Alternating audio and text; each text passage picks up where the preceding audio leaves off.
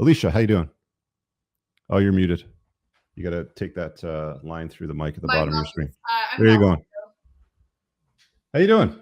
I'm well. I really enjoyed hearing. I honestly haven't read your book, and I'm just kind of being introduced to your channel. So I Okay. can definitely appreciate your approach and how you handled, the whole locking down women. I think that was really nice of you to Yeah, say. does that make sense? Absolutely. I 100% agree that when, at least for me, when I'm in a relationship, it's that person and no one else. Hmm. And I think that that's a good thing and a bad thing. I think that it gets to the point where you're like, I don't realize that there's other people out there. And then if it ends, then, you're kind of in this, like, not in an obsessive state, but you're like, now it almost feels wrong to think about somebody else in that manner, if that makes Hmm. sense.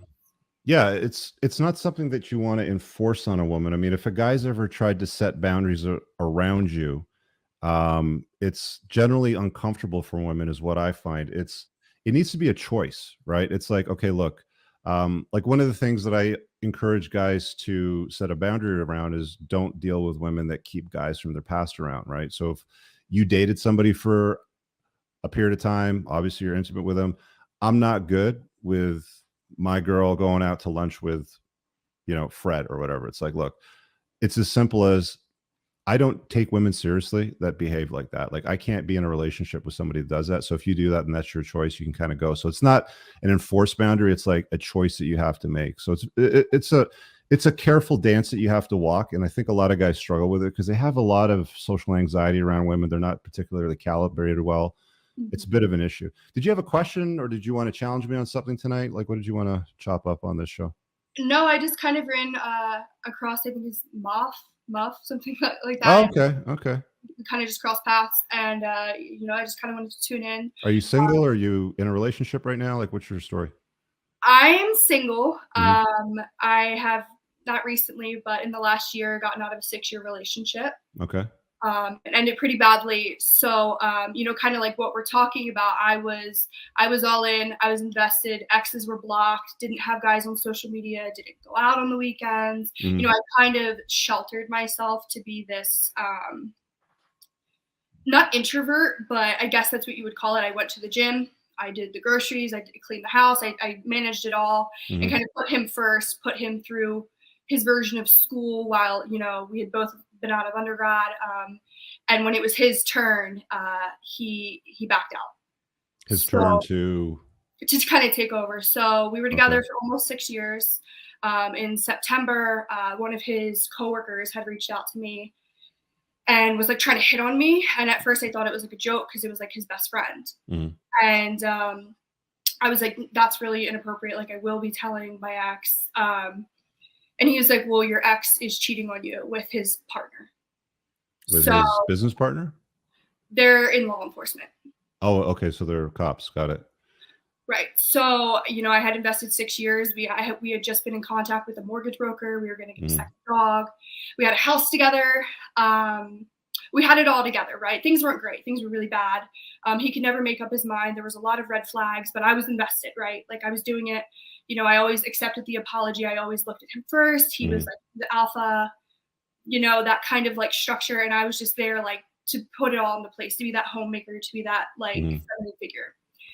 So while I agree with like the being with one person and being like invested in them, and for me, I like to be in my feminine. I feel like I don't know. I guess I'm kind of confused at like at what point does the man back out on that? Like if you're all invested, like I'm doing everything I can. Like I considered myself to be attractive. I considered myself to be in fitness. Was he invested in this partner of his? Like they would go out and date. They would see each other. Beyond just work. Not to my knowledge, he was always home if he wasn't at work. I knew his schedule. Hmm. Um, Was she in a I'm relationship too? She was engaged, and they She had was just engaged. Okay. had a baby. Yeah. Oh, and they So just had a baby. yeah, so he didn't meet her until April of 2022, Hmm. and he kept coming home to me and being like, "I do not like her. I don't feel safe working with her. She always, But he's banging her though. I didn't. I don't know. I see. I was just told by his close friend, his male close friend, Hmm. who I had, been around, been out with, that he was cheating on me with the coworker. So I Hmm. had got suspicions, and I had started asking questions. and I had looked through his phone. He handed it to me. I looked through his phone. I didn't see anything. I had checked his Apple Watch when he wasn't looking. Mhm. It had put me in this crazy mindset. And so one day he's in the shower and he's playing music, and I hear it stop for like a little second. And it's like a thing when you take a picture on Snapchat, Mhm. it stops the music for one brief second. So I kind of like move the curtain, and I'm like, who are you taking pictures for in the shower? And he's like, get out, you're crazy. Like, doesn't say anything, just calls me crazy, which was a common theme for him, for me, when I asked a question. And yeah, so I had been like, okay, like, who are we Snapchatting? Like, what's going on? He's like, get out. So he walks the Mhm. dog back in. Then I come to find out he's like, it's just my coworker. I'm like, okay, like, why are we Snapchatting your coworkers? It's just my coworker. Let me Snapchat my coworkers in the shower. Like, that's weird. Yeah. And so I figure that out, and then he cuts it off right there. There's no explanation. The next couple of days, Ends he it with you or ends it with her? ends it with me. Like, Okay. cold turkey. We were literally in the middle of about to buy a mortgage 3 days before. We had just renewed our 15-month lease on Yeah. our townhouse we had. We were about to buy something. Like I said, Were you guys talking about having kids, like a family?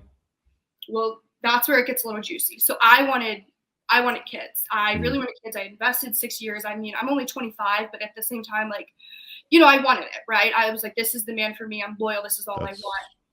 It's beyond me why women try to wait into their 30s and 40s. It's just nuts. But carry on. Yeah, I really wanted kids. Like, I was 2 years out from graduating grad school.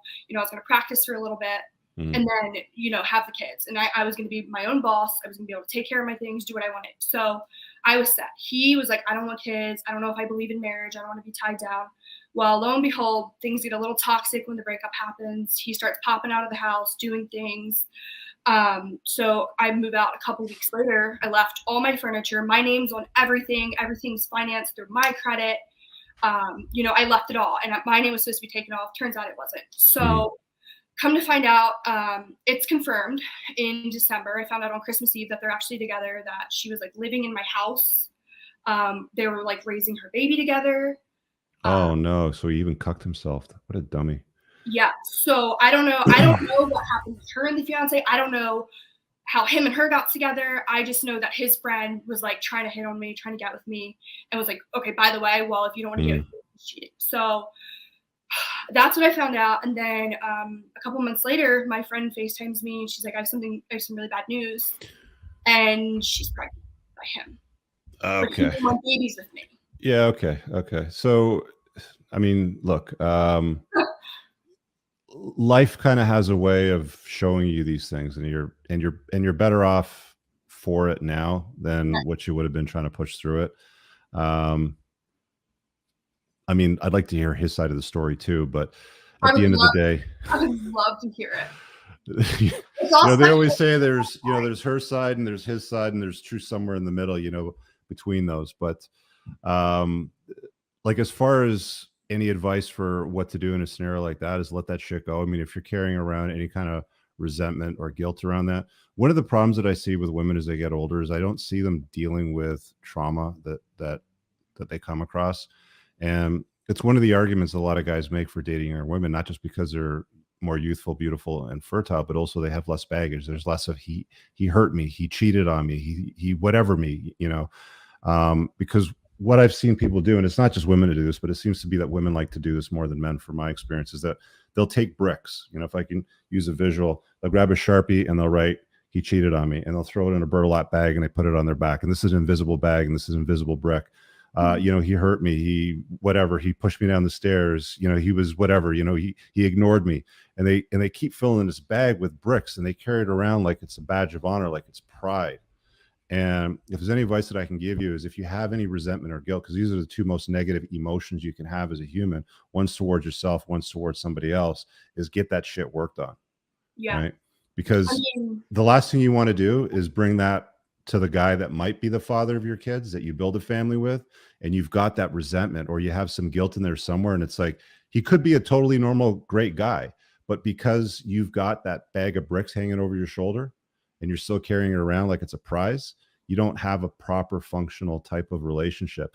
And people have to learn how to take that thing and just put it down and walk away from it, because that's really all that you have to do. I can tell there's a little bit of a burn, with the way that you're telling the story, which is normal, right? It's How long just ago like did this happen? so we had ended the relationship. Well, he had ended the relationship in September. Mhm.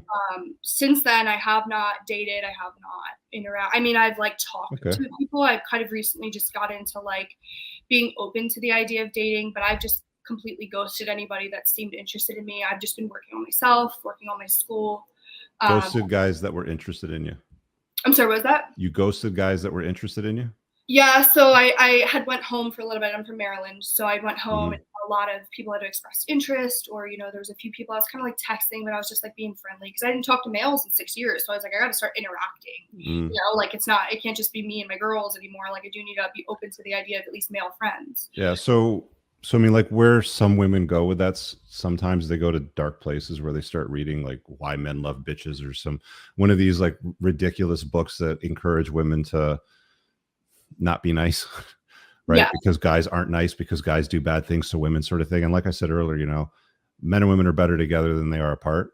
So right, whatever, is causing you to ghost or not talk to these guys, and some of them might be normal, like one of them could be a perfectly normal human being that would be a great father to a family, sort of thing.